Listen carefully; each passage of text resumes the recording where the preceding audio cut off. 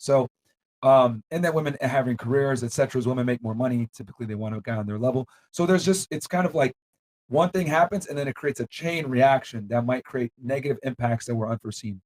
So, and I'm sure you know about the detriments of feminism, and you went to school, you kind of bought it. No, I for a never period. bought it. You never bought it. So you were against feminism even going into college? Always, always. I always was like, I've always been a woman. My life's only been easier as a woman. I don't understand what all these women are crying and bitching about.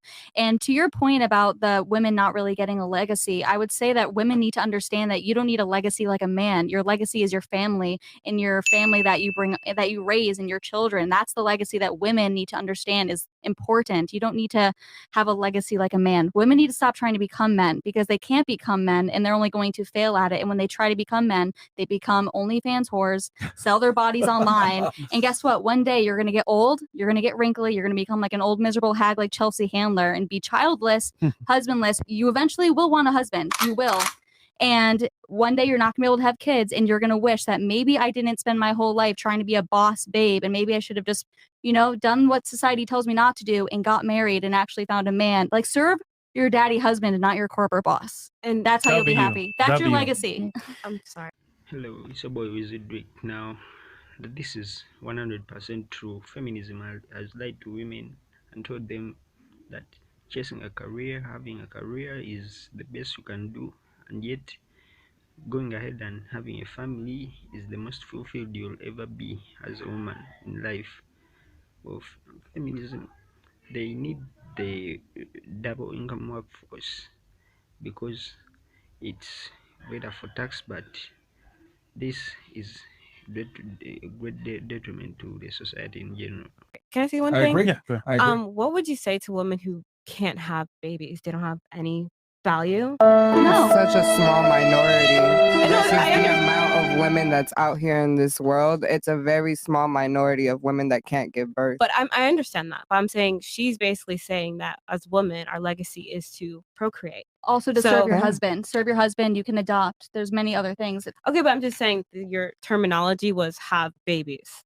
So I'm just saying, how do you value women who can't have babies? They serve their husbands and raise a family through adoption if they want to do it. I don't think, you know, I used to think I've had ovary problems. I used to think I couldn't get pregnant. And the day I stopped taking birth control, I got pregnant this year on January 6th. There you go. Yeah, so it can happen. Good job. Thank you. And I'm very excited about that. But if you can't have kids, that's obviously heartbreaking, and doesn't mean that your legacy or you won't have fulfillment in life. Your fulfillment is through serving your husband and you're still a homemaker. Serving your husband, trust me.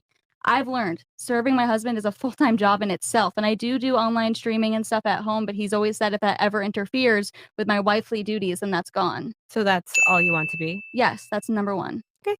I have a question. It's a fact that there's more women on this earth. I don't know why they always have to attribute things back to the minority. The women that really can't have kids are really a small percentage compared to the 90+% who can and just don't want to. Yeah, that's for real.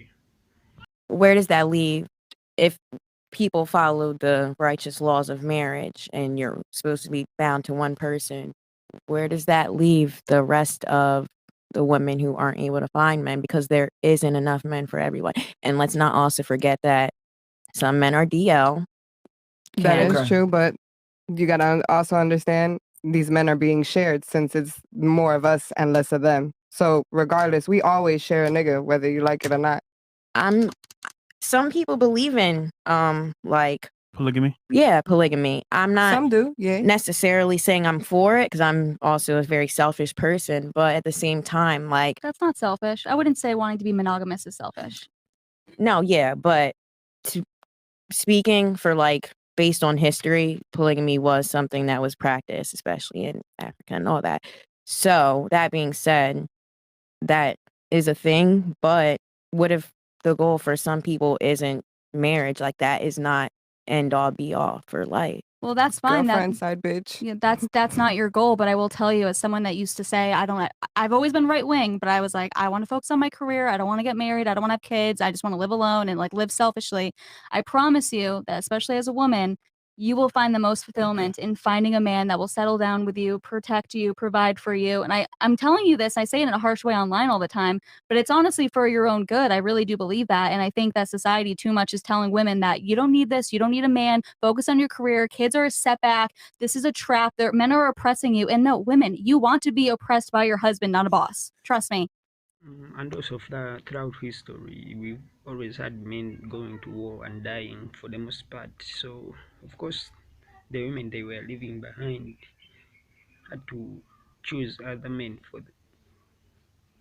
because their man wasn't really around anymore. But that was the video. Shout out to the Fresh and Fit podcast, and make sure you like, comment, subscribe.